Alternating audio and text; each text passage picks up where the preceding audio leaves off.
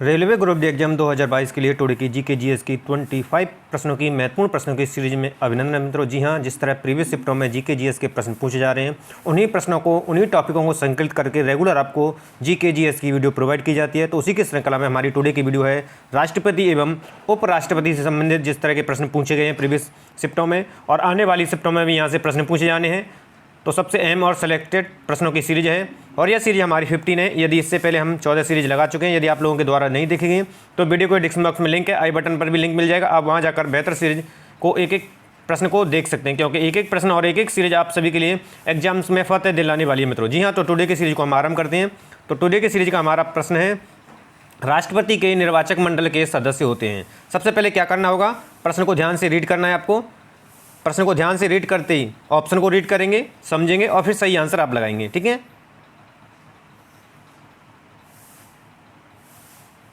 तो यहां से इसका राइट आंसर हो जाएगा ऑप्शन डी, केवल 1, 3 और 4। यानी कि संसद के दोनों सदनों के निर्वाचित सदस्य पूछा जाएगा कि ये किस अनुच्छेद के तहत जोड़े गए, तो अनुच्छेद 54 के तहत, ठीक है। राज्यों की विधानसभाओं के निर्वाचित सदस्य और दिल्ली और पांडिचेरी के विधानसभाओं के निर्वाचित सदस्य। ये दिल्ली और पांडिचेरी को संविधान के 97वें संशोधन अधिनियम 1992 के द्वारा ही जोड़ा गया था, ठीक है। इसको याद रखेंगे आप। तो आंसर यहाँ से डी करेक्ट हो जाएगा। अगला प्रश्न आपका, भारतीय राष्ट्रपति के विषय में निम्नलिखित कथनों पर विचार कीजिए। तो प्रश्न को समझते हुए जवाब देंगे आप। तो यहां से इसका राइट आंसर जाएगा ऑप्शन सी, केवल 1 और 2। यानी कि वह भारत का नागरिक हो और वह 35 वर्ष की आयु पूरी कर चुका हो, जो कि राष्ट्रपति के लिए उम्मीदवार होगा, ठीक है। और यह जो तीसरा दिया हुआ संसद का सदस्य निर्वाचित होने की योग्यता रखता हो, ये जो कथन है वो गलत दिया गया, ठीक है। और जो सही है वो ये है कि लोकसभा का निर्वाचित सदस्य होना चाहिए उसे। अगला प्रश्न आपके लिए, भारत का राष्ट्रपति अपना त्यागपत्र किसको संबोधित कर देगा।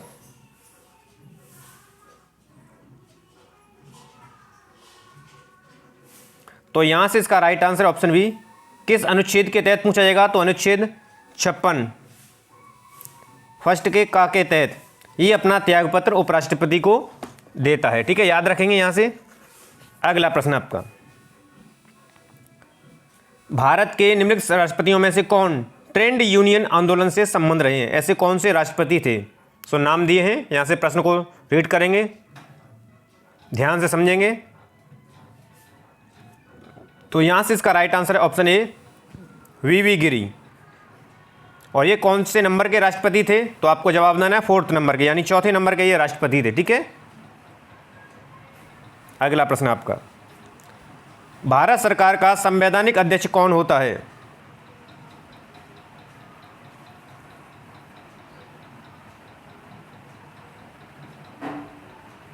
तो यहां से इसका राइट आंसर है आपका ऑप्शन ए, राष्ट्रपति होता है। और किस अनुच्छेद के तहत होता है, याद रखना है, तो 53 के फर्स्ट के तहत अनुसार यह संघ की कार्यपालक की शक्ति राष्ट्रपति में निहित होती है, ठीक है। याद रखेंगे ये। अगला प्रश्न आपका, भारत के राष्ट्रपति या उपराष्ट्रपति के निर्वाचन से संबंध में विवादों का समाधान कौन कर सकता है।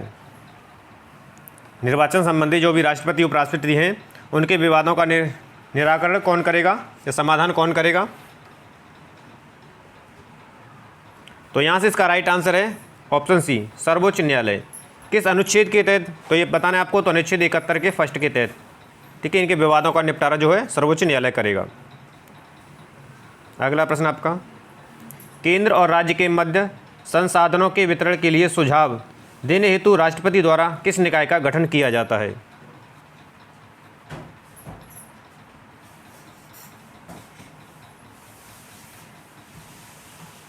तो यहाँ से इसका राइट आंसर है ऑप्शन ए, वित्त आयोग का गठन किया जाता है, ठीक है। और पूछा जाएगा किस अनुच्छेद के तहत किया जाता है, तो अनुच्छेद 2 से 80 के तहत।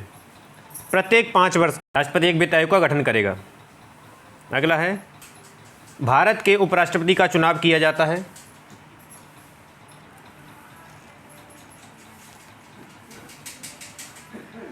तो यहाँ से इसका राइट आंसर जाएगा ऑप्शन ए की ओर, संसद के सदस्यों द्वारा। किस अनुच्छेद के तहत किया जाता है, तो अनुच्छेद 66 के फर्स्ट के तहत। याद रखेंगे, अनुच्छेद 66 के फर्स्ट के तहत। अगला प्रश्न आपका, उपराष्ट्रपति पदेन अध्यक्ष होता है। तो यहाँ से इसका राइट आंसर जाएगा ऑप्शन ए। उपराष्ट्रपति जो है पदेन अध्यक्ष होता है, ठीक है, याद रखेंगे। राज्यसभा का किस अनुच्छेद के तहत होता है, तो ये भी पूछा जा सकता है। तो 89 के फर्स्ट के तहत ये पदेन अध्यक्ष होता है। किस, यह जो लिया गया है प्रावधान जो उपराष्ट्रपति का, कहाँ से, तो अमेरिका के संविधान से लिया गया है, ठीक है, याद रखेंगे इसको।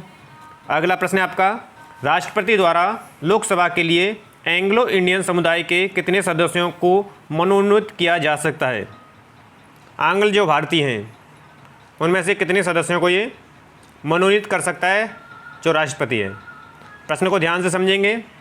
तो यहाँ से इसका राइट आंसर है ऑप्शन ए, 2 को कर सकता है। किस अनुच्छेद के तहत कर सकता है, तो अनुच्छेद 331, अनुच्छेद 331 के तहत, ठीक है, 2 आंग्ल भारतीयों को नियुक्त कर सकता है, मनोनीत कर सकता है। भारत के महान न्यायवादी की नियुक्ति कौन करता है, भारत के महान न्यायवादी की नियुक्ति कौन कर सकता है। एक एक प्रश्न आपके लिए इंपॉर्टेंट है आने वाली शिफ्टों में। यहाँ से प्रश्न निश्चित रूप से 1 से 2 प्रश्न बनने ही बनने, इसलिए कंप्लीट प्रश्नों को आप लगाएं स्वयं से और कंप्लीट वीडियो को देखें और अधिक से अधिक संख्या में इसको शेयर भी करें। तो यहाँ से इसका राइट आंसर है ऑप्शन बी, भारत का राष्ट्रपति, ठीक है, यानी कि भारत के महान न्यायवादी की जो नियुक्ति करेगा वो भारत का राष्ट्रपति करेगा। किस अनुच्छेद के तहत करेगा, तो याद रखना 76 के फर्स्ट के तहत, अनुच्छेद के तहत ये नियुक्ति करेगा। अगला प्रश्न आपका, भारत के राष्ट्रपति पर महाभियोग चलाया जा सकता है। तो यहाँ से आंसर क्या होगा, तो यहाँ से आंसर आपका हो जाएगा ऑप्शन डी, संसद के द्वारा। किस अनुच्छेद के तहत, तो अनुच्छेद 61 के तहत, ठीक है, याद रखेंगे। अनुच्छेद 61 के तहत राष्ट्रपति पर महाभियोग चलाया जा सकता है, ठीक है, और उसके लिए कम से कम 14 दिन पहले उसकी लिखित सूचना देनी होती है, किसको, राष्ट्रपति को। और इसके लिए सदन के सदस्यों की कुल संख्या के कम से कम जो है 1/4 होना चाहिए, हस्ताक्षर होने चाहिए, और जो बहुमत से पास होने चाहिए। कुल सदस्य जो हैं संसद के 2/3 बहुमत से पारित किया जाना चाहिए। अगला प्रश्न, निम्नलिखित में से किसे भारत के राष्ट्रपति के रूप में निर्विरोध चुना गया था। प्रश्न को ध्यान से समझेंगे, ऑप्शन को रीड करेंगे। तो यहाँ से इसका राइट आंसर है option C, doctor N Sanjiva Reddy को निर्विरोध चुने गए थे ये राष्ट्रपति के रूप में। अगर इनके कार्यकाल की बात की जाएगी तो इनका कार्यकाल रहा था, तो इनका कार्यकाल जो रहा था 1977 से 82 के बीच।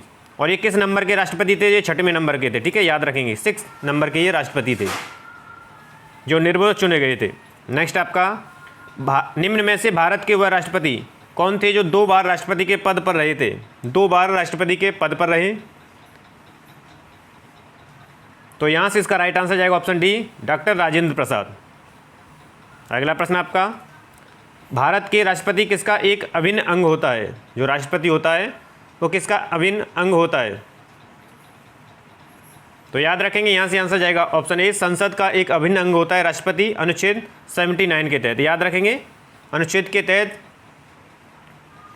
क्योंकि राष्ट्रपति और दोनों सदनों से मिलकर ही बनेगी ये संसद जो है, जिसमें राज्यसभा और लोकसभा शामिल होती हैं।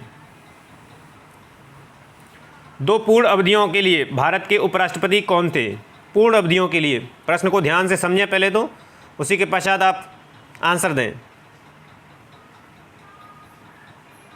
तो यहाँ से इसका राइट आंसर है ऑप्शन ए, डॉक्टर राधाकृष्णन। से पूछा जा सकता है कि इनको भारत रत्न दिया गया था, तो वर्ष 1954 में डॉक्टर एस राधाकृष्णन को भारत रत्न से सम्मानित किया गया था, ठीक है, याद रखेंगे। अगला है, राष्ट्रपति द्वारा संसद के दोनों सदनों के लिए कुल कितने सदस्यों को मनोनीत किया जा सकता है। राष्ट्रपति के द्वारा दोनों सदनों के लिए, राज्यसभा और लोकसभा, ध्यान रखेंगे, कितने सदस्यों को वह मनोनीत कर सकता है। तो यहाँ से इसका राइट आंसर है ऑप्शन डी, ठीक है, याद रखेंगे। राज्यसभा के लिए राष्ट्रपति जो मनोनीत करेगा वो 12, ठीक है, याद रखेंगे। और 2 आंग्ल इंडियन, यानी कि जो आपके साहित्य से, विज्ञान से, समाज सेवा विषय जो क्षेत्र में रखते हैं उनके लिए वो 2 और नियुक्त कर सकते हैं, यानी कुल मिलाकर 14। किस तहत, अनुच्छेद के तहत 331 के तहत, अनुच्छेद 331 के तहत जो विशेष योग्यता रखते हैं, जैसे साहित्य में, विज्ञान में, कला में, समाज सेवा में, व्यवहारिक अनुभव आदि रखती हों, उनको ये लोकसभा में आंग्ल भारतीय जो कहते हैं 2 को मनोनीत कर सकता है, यानी तो कुल वह 14 सदस्यों को मनोनीत किया जा सकता है, याद रखेंगे। कई बार विद्यार्थी इसको 12 ही लगाए जाते हैं। भारतीय संविधान के अनुसार केंद्रीय मंत्री किसकी इच्छा पर अपने पद पर बना रह सकता है।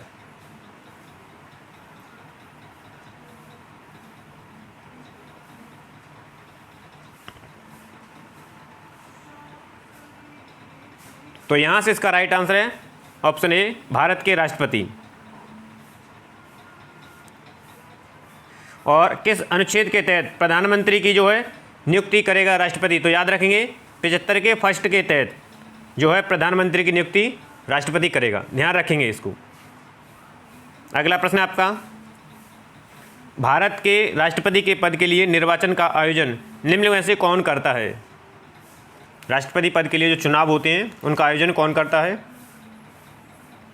तो यहाँ से इसका राइट आंसर जाएगा ऑप्शन बी, भारत का निर्वाचन आयोग किस अनुच्छेद के तहत करता है? तो याद रखेंगे अनुच्छेद 324 के तहत करेगा।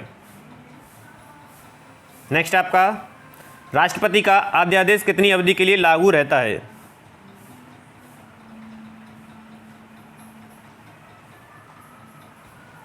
तो यहाँ से इसका राइट आंसर ऑप्शन बी, 6 माह के लिए।